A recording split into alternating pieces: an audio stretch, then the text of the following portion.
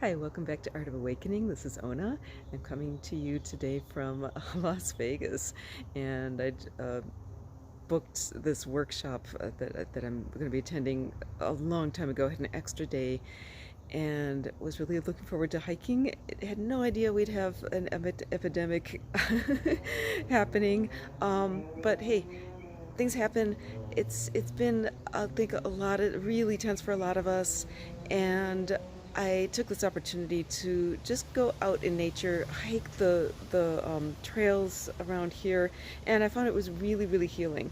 And so I wanted to share a little bit of that with you, as along with some of the guidance that's coming through around this whole coronavirus experience, and whatever else is happening. So let's go for a hike, shall we? So first of all, the thing I'm most inspired to share that keeps coming forward is really to stay in the heart through all this, because the heart knows what to do. It knows how to respond in ways that are healing, okay? And every single one of us, we all have a heart, and our heart knows. Like, I'm not going to tell you anything here that you don't already at a deep soul level know. So that's the first thing. And second, it's just a reminder, like in the last couple decades, couple years especially, light workers, star seeds, awakening souls, those of us who are, on this ascension path, and ultimately all of us are on the ascension path, right? Just at different places along the way.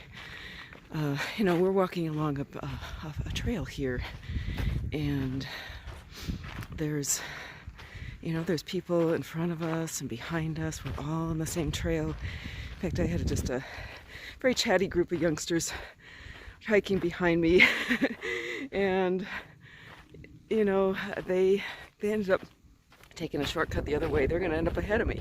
So really, first of all, it's just a reminder that it's an experience. It's a journey we're all on. And exciting things sometimes happen along the way. Just, if you've been through your own awakening process, a lot of us have been through some pretty challenging times. It's part of the process. And this is just coming forward to me, being kind of guided to share the idea that this kind of thing, is, I think this is going to be a very interesting decade, because what I'm seeing is the ascension process shifting to the collective, and when that happens, we're going to see a lot of kind of mass global kind of shifts and interesting shakeups happening. But just to keep it in perspective, it's not the end of the world. It's actually a new beginning. It's a new beginning. And so those of us who have been through this process personally, we're in this unique situation, we have this unique opportunity and responsibility to ground and anchor the peace that we've found within ourselves. We become a lightning rod for a spirit. We become an anchor point. It's almost like each of us is an acupuncture needle for the earth, for the collective, that we can ground that stabilizing energy, okay? So, one thing to keep in mind is that, we always have a choice. We always have a choice. We can react in fear, we can respond with love. And the encouragement is always be mindful of how we are reacting or responding. Is it in fear or in love? And there's so many ways to respond in love.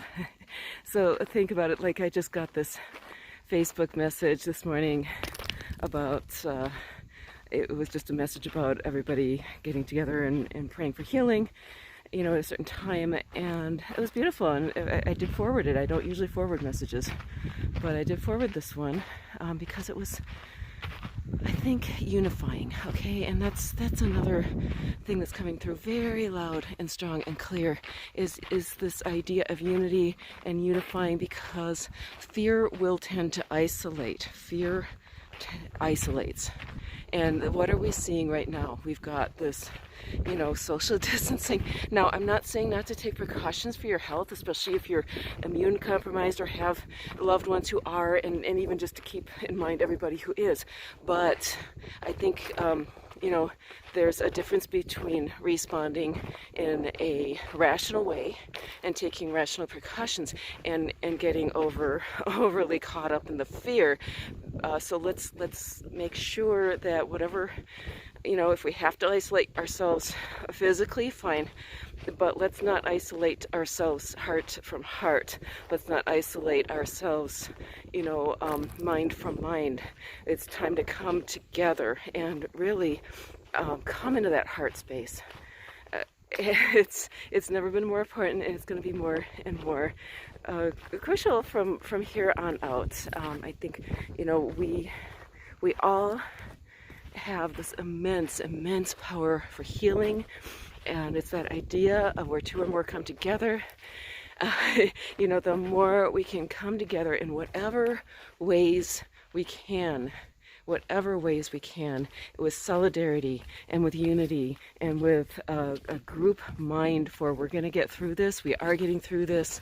We are, exactly where we need to be. So, okay. I'm going to go ahead and maybe pull a few cards. I'm going to go upload the trail a little bit and find a place. Just do the weekly reading. So join me in a bit. Okay, so let's see how this works. I don't have fancy equipment here, so I've got my phone propped up in a little shrub. So hopefully it'll hold. If the phone's a little tilted, that's why. So I'm just going to use my spirit animal deck to pull a couple cards. That is this one here. I'm out of stock right now, but I'm looking at getting more in. By the time I get back, I should have more. So, and I'm looking at probably updating that deck sometime in the next year.